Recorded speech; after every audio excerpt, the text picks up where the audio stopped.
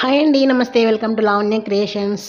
Evening నేను సరదాగా అలా బాల్కనీలో కూర్చుంటే సన్సెట్ చూసారా, ఎంత బాగుంది. అసలు చూడడానికి చాలా బ్యూటిఫుల్గా ఉంది కదా. బాల్కనీ సైడు కొబ్బరి మొక్కలు చాలా బాగా కనిపిస్తాయండి.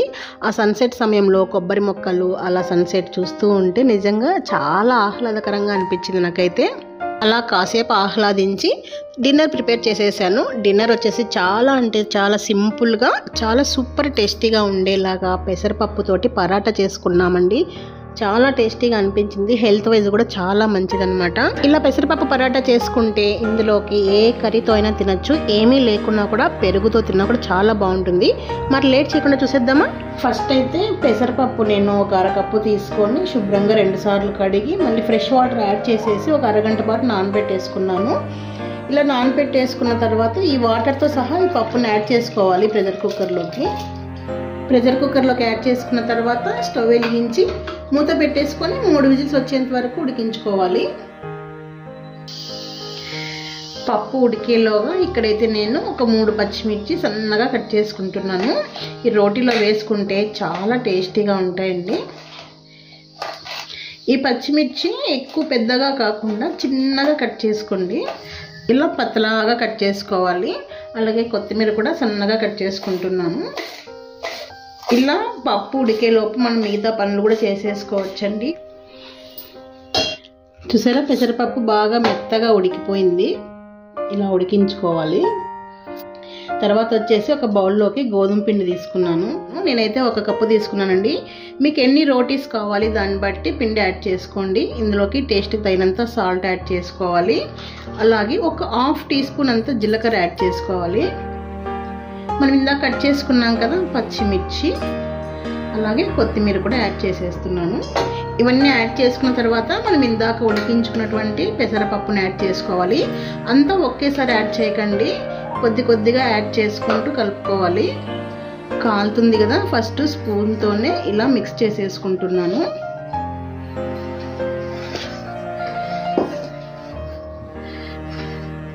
మనము ఎప్పుడు ప్లెయిన్ చపాతీస్ కాకుండా ఇలా రోటీస్ ఇలా డిఫరెంట్గా చేసుకున్నారనుకోండి, హెల్త్ వైజ్గాను ఉంటుంది మనకి. ఇలా పిండి ముద్దలాగా అయ్యేంత వరకు చూసుకుంటూ పెసరపప్పును యాడ్ చేసుకుంటూ కలుపుకోవాలి. టేస్ట్ చాలా బాగుంటాయండి, ఖచ్చితంగా ఒకసారి ట్రై చేయండి. ఇప్పుడు మిగిలిన పెసరపప్పు అంతా కూడా యాడ్ చేసేస్తున్నాను.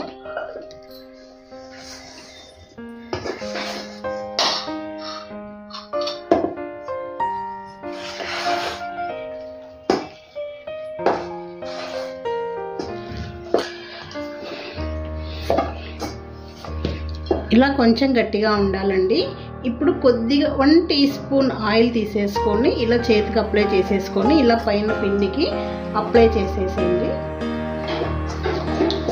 ఆయిల్ కూడా ఎక్కువ అవసరం లేదండి, జస్ట్ కొద్దిగా అలా చేయికి అప్లై చేసుకున్నా అంతే. ఇలా అప్లై చేసేసి ఇలా మూత పెట్టేసి ఒక 10 నిమిషాల పాటు పిండి నాననిద్దాము. 10 నిమిషాల తర్వాత పిండి బాగా నానిపోయి ఉంటుంది.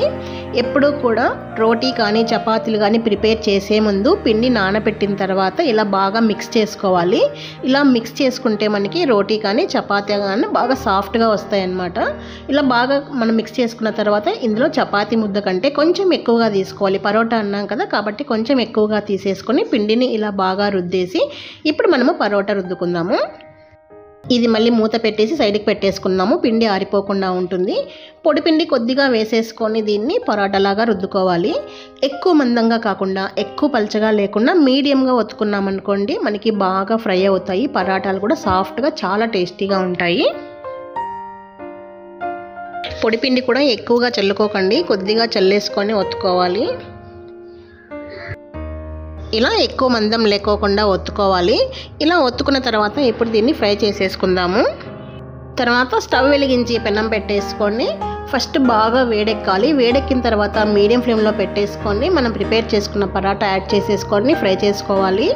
మీడియం టు హై అడ్జస్ట్ చేసుకుంటూ ఫ్లేమ్ని పరాటాని 2 వైపులా మంచి కలర్ వచ్చేంత వరకు ఫ్రై చేసుకోవాలి. వైపు పెనం మీద మనము పరాటాని ఫ్రై చేసుకుంటూ ఇటువైపు మనము ఇంకొక పరాటాని ప్రిపేర్ చేసుకోవచ్చు. రెండు ఒకటి ఫ్రై అయ్యేలోపు ఇంకొకటి ఇలా రెడీగా చేసి పెట్టేసుకున్నాం అనుకోండి, ఫాస్ట్గా ప్రిపేర్ చేసుకోవచ్చు. ఫ్రై అయిన తర్వాత రెండో వైపుకు టర్న్ చేసి మనము కొద్దిగా ఆయిల్ కానీ వెన్న కానీ అప్లై చేసుకోవచ్చు. మీ దగ్గర ఉంటే వెన్న కూడా అప్లై చేసుకుంటే పరాటాలు టేస్టీగా ఉంటాయండి. నేనైతే ఇక్కడ ఆయిల్ అప్లై చేసేస్తున్నాను. ఆయిల్ అప్లై చేసేసి మళ్ళీ రెండో వైపు కూడా టర్న్ చేసుకుంటూ బాగా ఫ్రై చేసుకోవాలి. రెండో వైపు టర్న్ చేసిన తర్వాత అటువైపు కూడా ఆయిల్ అప్లై చేసేసుకోవాలి. రెండు వైపులా టర్న్ చేసుకుంటూ మంచి కలర్ వచ్చేంత వరకు ఫ్రై చేసుకోవాలండి. కొంచెం మందంగా ఉంటుంది కాబట్టి పరాటా, అందుకే మనము మీడియం ఫ్లేమ్లో పెట్టేసుకొని స్లోగా ఫ్రై చేసుకోవాలి. అప్పుడే మనకి పరాటా లోపలంతా కూడా బాగా ఫ్రై అయ్యి బాగా టేస్టీగా ఉంటుంది. చూసారండి ఎంత బాగా పొంగుతూ ఉంది కదా, నిజంగా సాఫ్ట్గా చాలా బాగుంటుంది. ఇలా స్లోగా అన్ని వైపులా బాగా కాలేంత వరకు ఫ్రై చేసుకోవాలి. ఎడ్జెస్ కూడా చక్కగా ఫ్రై చేసుకోవాలండి. ఇలా స్లోగా రెండు వైపులా టర్న్ చేసుకుంటూ ఫ్రై చేసుకున్నాం అనుకోండి, బాగా పైన క్రిస్పీగా లోపల సాఫ్ట్గా భలే ఉంటుంది తెలుసా పరాటా. నిజంగా చాలా టేస్టీగా ఉంటుంది. హెల్త్ కూడా చాలా మంచిదండి. పెసరపప్పులో ప్రోటీన్స్ ఎక్కువగా ఉంటుంది కదా, కాబట్టి మనము డైలీ ప్లెయిన్ చపాతీస్ కాకుండా ఇలా వెరైటీగా పరాటాలు చేసుకోండి, చాలా టేస్టీగా ఉంటాయి. హెల్త్ వైజ్ కూడా చాలా బాగుంటుంది. ఇలాగే మనకి ఎన్ని పరాటాలు కావాలో అన్నీ ప్రిపేర్ చేసుకోవచ్చు. చాలా ఫాస్ట్గా కూడా అయిపోతాయండి. మనం ఇలా కలిపేసి పెట్టేసుకున్నామంటే పిండి, ఎవరు తింటుంటే వాళ్ళకి అలా వేడివేడిగా చేసి ఇవ్వచ్చు అనమాట. చూసారు ఎంత కలర్ఫుల్గా ఉన్నాయి కదా పరాటాస్, నిజంగా సూపర్గా ఉంటాయి అసలు. ఇందులోకి ప్రత్యేకంగా ఈ కర్రీనే టేస్టీగా ఉంటుందని చెప్పనక్కర్లేదండి. ఏ కర్రీ అయినా సూపర్ టేస్టీగా ఉంటుంది. ఏది లేకున్నా కూడా పెరుగులోకి కొద్దిగా ఉప్పు అలా లైట్గా కారం కానీ గరం మసాలా కానీ వేసుకొని తిన్నారనుకోండి, సూపర్ టేస్టీగా ఉంటుంది అసలు. వీటితో పాటు కొద్దిగా ఆనియన్స్ వేసేసుకొని కొద్దిగా లెమన్ పిండేసుకొని వాటిపైన తిన్నారనుకోండి, సూపర్ టేస్టీగా ఉంటుంది. పరాటాలు కానీ చపాతీలు కానీ తినేటప్పుడు ఇలా ఉల్లిపాయల మీద నిమ్మకాయ పిండేసుకొని అలా తింటూ ఉండండి మధ్య మధ్యలో, భలే టేస్టీగా ఉంటుంది తెలుసా. ఇలా తినడం మా ఇంట్లో అయితే అందరికీ చాలా ఇష్టం అండి. మరి మీలో ఎంతమందికి ఈ అలవాటు ఉంది? నచ్చినట్లయితే ఖచ్చితంగా కామెంట్ చేయండి.